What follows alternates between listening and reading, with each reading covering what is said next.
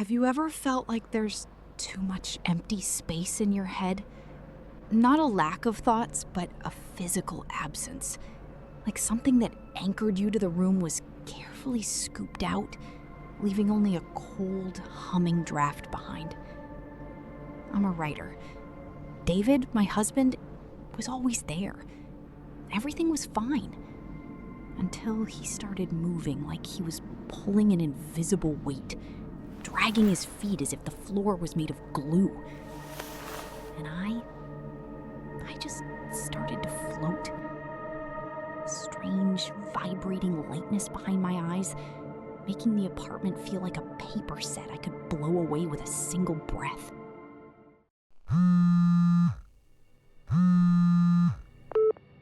Hello? Oh, Mary, you sleep so silently now. You don't even dent the pillow. Have you noticed? You stared into the corner of the room until your vertebrae just snapped. My dog, Box, he found what you abandoned. That heavy, wet thing that kept you tethered. He swallowed it. It's much easier to exist without the friction of being real, isn't it? In the park, the dogs refused to walk in my shadow. They whined at an empty flower bed. In the grass lay a torn red ball. The color wasn't just bright, it was aggressive, pulsing with a sickening, raw vitality. That shade of red, the color of wet, rushing blood, sent a stabbing pain through my nerves. My body was rejecting it. Then, the phone rang. Stop looking at it. You're choking me with it. I tried to digest what you left behind, but this rot, this leftover humanity, it's killing me. You threw it all away, didn't you? No wonder you stood in front of the mirror with that saw. You wanted the hollow. I exhaled this into the wind for you, Mary. Remember the farm? The soil was always wet. When the sickness came, the adults didn't fight. They drew lots. They shortened their limbs and wrapped themselves in damp hides to forget the burden of standing. They just wanted to graze in the dark. Do you remember what you fed them? You brought them dead crow meat. They choked on it. They'd already forgotten how to consume life. What did you whisper to Grandma when you saw them lying in the mud? I said, corpses are grazing in the fields. David collapsed against the door. His shoulders sagged under an invisible, crushing pressure. He wasn't just sick. He was absorbing the weight I'd discarded. Gray mucus coated his fingers. I can't hold it up, he wheezed. I locked the hallway door. My head was beautiful, empty, but a frantic tickling started under my ribs. Scratching. Blind, hungry things were spawning in the vacuum I'd left, and they hated the living world. The red vase on the table felt like hot needles in my eyes. The flowers on the wallpaper, they were breathing, radiating a sickening, warm life that hurt to witness. They squeaked louder, a synthetic metallic swarm tearing at the inside of my ribs. The red buds on the wallpaper were mocking me, oozing the poison of existence. I grabbed the blade and slashed, peeling the skin off the plaster, tearing my nails to the blood to exterminate the color, to protect what was growing in the hollow. Mary, stop it. You're cutting yourself. I turned around. David stood there, but he was collapsing. his outline melting into a gray, translucent sludge, gravity pulling him into the floorboards. "Don't touch me! Your rot will infect them! Who will feed the vacuum when you dissolve?" David snatched the buzzing phone, pushed me in, and locked the door. "Let me get to him. He took my burden. He has to think for me. Give it to me." In the morning, I woke up. The storm had passed.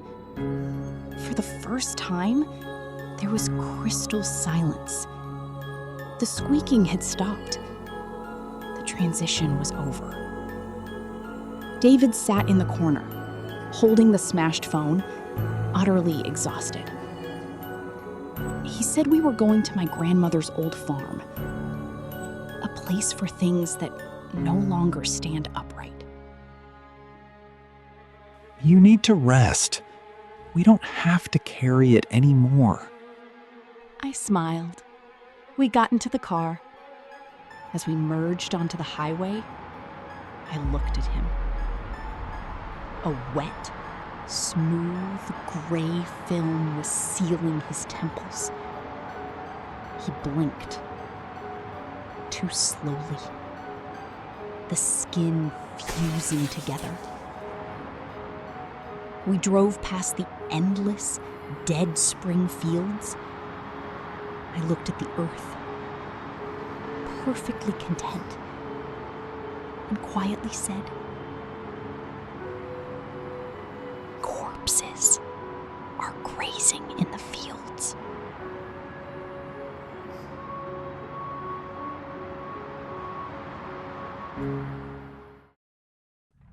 Nobody was actually here. Their bodies occupied space, but their minds were gone. Then, a man collapsed through the closing doors. He looked like he'd been dragged under a freight truck. His suit was caked in mud, his skull caved in, and his skin was stamped with heavy black tire tracks. Yet his mouth was stretched into a frantic grin. Nobody looked up. The bus swung into a turn, and a sleeping girl's head softly fell onto his fractured, bloody shoulder. She didn't wake. She just nestled deeper into the gore of his coat. The man looked directly at me, showing empty, shattered gums, and whispered, "The asshole is chewing your shadow." He realized I was the only anchor holding him to reality. Terrified, I hit the emergency tape and threw myself out into the rain. I fled into the subway, but it was just a conveyor belt of ghosts. I squeezed into a packed train car where the air suddenly turned to sulfur and rot. A bloated, waterlogged corpse stepped in, followed by a man burned to a crisp, his skin shedding like gray ash onto the shoulders of the commuters. They just scrolled faster. The ash figure backed me into the corner, his permanent skeletal grin inches from my face. Midnight sky has no marrow to give you. I accidentally smashed my shoulder into him, and a thick cloud of soot flew into my face. My fingers came away stained with black, greasy grease. I couldn't breathe. As the train hit the next station, I threw myself through the doors and scrambled back up into the night. I boarded a late-night tram to reach the regional station. The passengers here were worse. A woman with deep black holes like rat burrows in her face, and a clerk with a heavy metal zipper embedded directly into his spine. He slowly turned his head toward me, expecting something. "Hang your head in the chandelier." I pulled out my dead phone, staring into the black glass, pretending to scroll just to look like them. But the nightmare followed me onto the final shuttle bus. A woman twice the height of the ceiling bent at a grotesque 90-degree angle directly over my seat. Clicking her dull gold teeth. Find your left lung and fry it pitch black. I hid in the last train. Out of the shadows stepped a skeletal man covered in dull yellow lizard scales, his vertical pupils boring into my mind. I was done running. If they wanted a nightmare, I had to speak their language.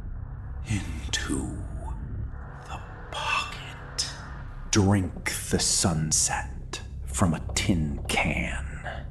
He gave me a formal nod and vanished into the dark. It worked, but the virus took over. Now, my brain won't stop generating the glitching code. Tie the wind into a slip knot. Pave the rain with shattered glass. I can't remember my home, my street, or my own name. I looked into the dark window glass. My reflection isn't human anymore. My eyes are widening. My mouth reshaping to pronounce inverted words. I am just another passenger now. And if you ever look up from your phone, I'll be the one waiting for you.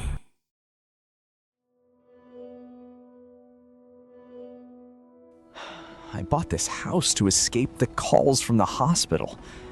I needed to get away from the ringing phones and the face of that 20-year-old kid I operated on a month ago. Out here, there's not a soul for 5 miles around. Just the wind, the sound of the rain hitting the roof, and this damn house that won't stop sighing. Every joint in these floors creaks. Tonight I heard that sound again. Not a knock, no. It sounded like someone dragging a long, jagged fingernail across the outer wooden siding of the house. Over and over, just pacing back and forth outside. I turned on the old TV to drown out the silence, but even the static noise felt rhythmic now, heavy. As if someone right outside the window was patiently trying to pick the lock I'd fastened hours ago. This morning, I found footprints on the porch. Strange, deep tracks pressed into the damp wood as if someone had been standing in one spot for hours, leaning heavily on one leg. But there were no steps leading up to the porch and none leaving it. By nightfall, the house grew unbearably cold. The old refrigerator in the kitchen was humming loudly, but the rest of the house was dead silent. I checked the thermostat. It was cranked up all the way, yet my hands were numb, and I could clearly see my own breath in the living room. I started to feel a presence, like someone was standing right in the corner of the room, just waiting for me to turn around. And then there was that smell. A sickening mix of old hospital gauze and damp earth. I sat in the armchair, clutching my phone, watching the battery drain to zero. It was dead, just like everything else around here. The old phone on the desk suddenly rang. It cut through the dark like a gunshot. I had no signal, and I had personally ripped the copper cord out of the wall yesterday, but it was ringing. My hands shook so badly I almost dropped the receiver. I pulled it to my ear. There were no words, just heavy, ragged breathing. It was a wet, suffocating sound, exactly like a patient under anesthesia when the oxygen drops and something goes horribly wrong. My chest tightened. I remembered that forceps clamp. It wasn't on the post-op x-ray, but deep down I knew it was somewhere inside his body. I just didn't want to double check. I was too tired, too desperate to go home. The breathing in the receiver suddenly stopped, and a faint voice whispered just one word. Inside. Dawn was breaking, throwing a cold gray light across the room. I walked into the bathroom to wash the cold sweat off my face and froze in front of the mirror. My reflection, it looked different. My skin was pale, almost translucent.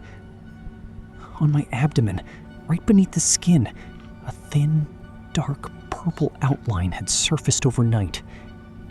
A sharp line tracing the exact shape of that medical clamp, the one I had chosen to simply ignore back then in a rush of sheer arrogance. As I stared, I felt the phantom metal deep inside my gut begin to slowly heat up, burning my organs from the inside out. I didn't die at the hands of a monster. I just realized that all this time, I had been carrying my guilt inside me like a tumor. It had finally decided to cut its way out. The neighbors found me a week later. The report read, spontaneous internal bleeding. Ironic, isn't it? My old colleagues say these things happen, but they didn't see what was lying next to me on the bathroom floor. The very same clamp I had once forgotten in someone else's body. Now it was mine.